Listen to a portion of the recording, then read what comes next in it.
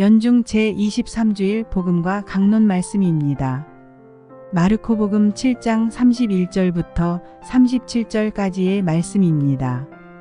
그때에 예수님께서 티로 지역을 떠나 시돈을 거쳐 데카폴리스 지역 한가운데를 가로질러 갈릴레아 호수로 돌아오셨다. 그러자 사람들이 귀먹고 말 더듬는 이를 예수님께 데리고 와서 그에게 손을 얹어주십사고 청하였다. 예수님께서는 그를 군중에게서 따로 데리고 나가셔서 당신 손가락을 그의 두 귀에 넣으셨다가 침을 발라 그의 혀에 손을 대셨다. 그러고 나서 하늘을 우러러 한숨을 내쉬신 다음 그에게 에파타, 곧 열려라 하고 말씀하셨다. 그러자 곧바로 그의 귀가 열리고 묶인 혀가 풀려서 말을 제대로 하게 되었다. 예수님께서는 이 일을 아무에게도 말하지 말라고 그들에게 분부하셨다. 그러나 그렇게 분부하실수록 그들은 더욱더 널리 알렸다. 사람들은 더할 나위 없이 놀라서 말하였다. 저분이 하신 일은 모두 훌륭하다. 귀먹은 이들은 듣게 하시고 말 못하는 이들은 말하게 하시는구나. 주님의 말씀입니다. 오늘은 동탄 영천동 성당 제2보자 최영환 프란치스코 신부님의 강론 말씀입니다.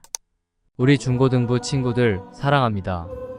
저는 지난주 월요일부터 목요일까지 본당 예비 신학생들과 또 성서분과 분들 그리고 신자분들과 함께 홍콩 마카오로 성지순례를 다녀왔습니다. 한국의 한여름과 같은 덥고 습한 날씨였지만 홍콩 마카오 치고는 좋은 날씨라는 가이드님의 말씀이 있었습니다.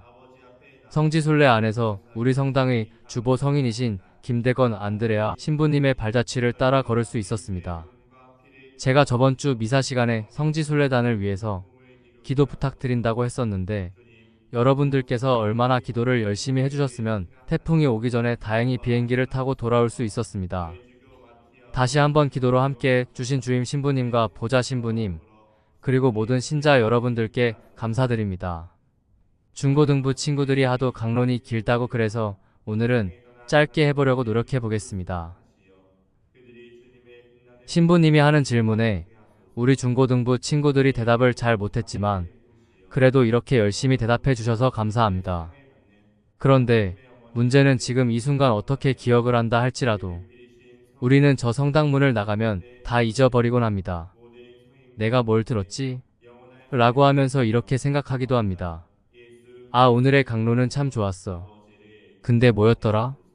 그러고는 우리가 믿던 그 신앙인의 삶을 믿고 예수님을 따르는 삶을 믿고 나의 삶을 살아가곤 합니다.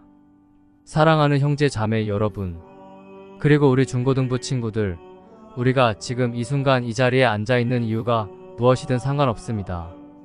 오늘 복음에 등장하는 귀먹고 말 못하는 이도 사람들의 눈에 띄게 되어 이곳에 왔습니다. 내가 지금 이 미사에 참여하는 이유가 의무감 때문이든 부모님의 강요 때문이든 마음이 불안해서든 중요한 것은 지금 이 순간 미사에 참여하고 있다는 사실입니다. 그리고 예수님께서는 아픈 이를 치유하기 위해 따로 만나시듯 지금 이 순간 우리 한 사람 한 사람을 모두 만나고 계십니다.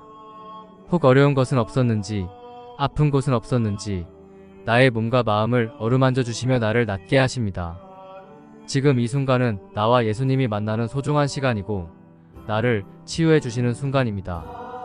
당신의 몸을 통해 귀먹고 말 못하던 나의 몸과 마음을 낫게 하시어 내가 당신의 기쁜 소식을 전하는 제자로 살아가게 하십니다.